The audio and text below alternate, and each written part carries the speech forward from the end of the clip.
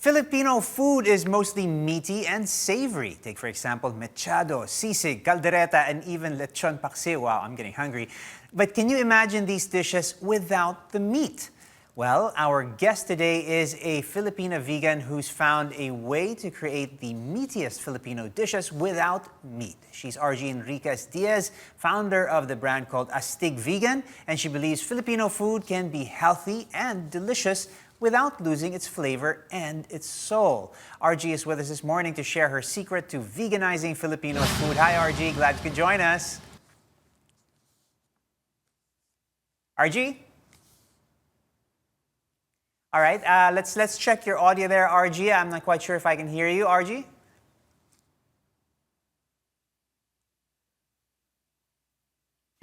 Oh, okay. Can you hear me now? There we go. Hi, RG. Good morning. How are you?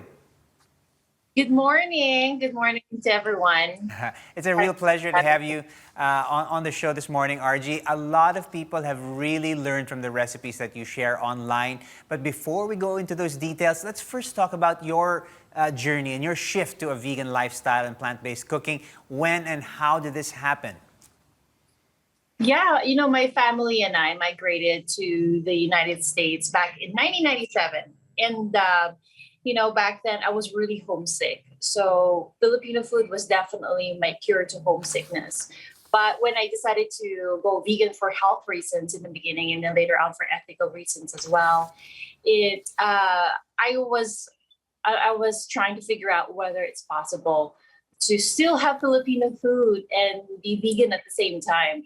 So with a lot of trials and errors and research and help of my mom's supervision, we both made sure that whatever I make will taste just like how she makes it at home. And because of that, I really just got excited and wanted to share the world just in case there are people out there who were, also feeling the same way as I was when I had to feel like I had to choose one over the other. Right, and it really doesn't have to mean that because you crave Filipino food, you need to sort of turn your back on on health, on your moral reasons for going vegan. Now you started Astig Vegan, the Astig Vegan blog back in 2009 with your friend.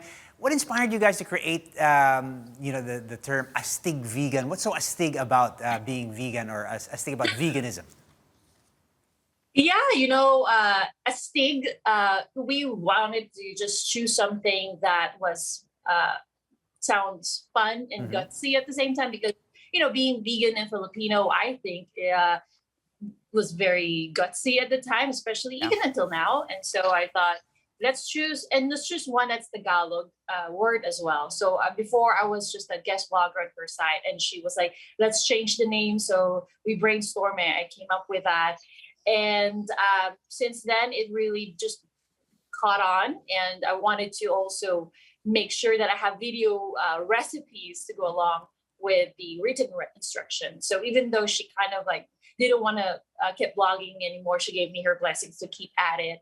And since then, I wanted to just share the world through a Astig Vegan website, but also through the video recipes, just how to make all these vegan Filipino recipes like we were saying. The fan base has grown, hasn't it, RJ? A lot of people are interested in these recipes, and a lot of people are really surprised at how you can create traditional Filipino sort of comfort food. As you said, it really does bring back good memories, particularly for people who are feeling homesick. But the fact that you can veganize Filipino food, which is sort of heavy on the beat, and we saw on your blog and cooking show that you can veganize almost everything and anything, from an appetizer to a main dish to snacks, desserts, and even drinks. What's the first thing that you have to take into consideration when you do sort of veganize a traditional heritage recipe or Filipino recipe? Well, it really comes down to how to get still that traditional essence. And sometimes it has something to do with not just flavor, but also texture. Like what you were saying, there are a lot of meat heavy dishes in Filipino cuisine. So I was really thinking, okay, how can I still encapsulate both the flavor and the texture?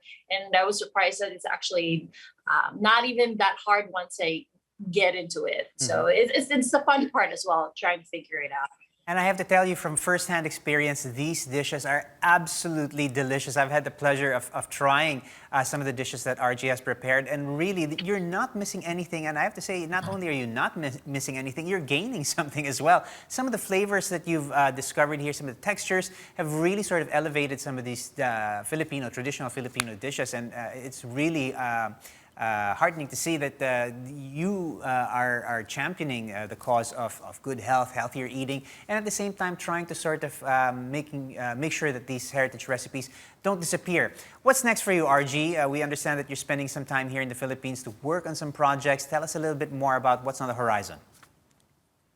Yes. Well, back in 2019, I went back. I believe that's how I got the honor to have you try some of my dishes, and went back after the pandemic, and now I'm back again because I'm completing a cookbook. So I hope people will stay tuned for that. So at least they will have a handy compilation wherever they are, whether they have internet connection or not, because that's a cookbook right there, as well as maybe revamping the website so that more and more people can look at the website as a great resource for whether you're transitioning or interested in the vegan way of life.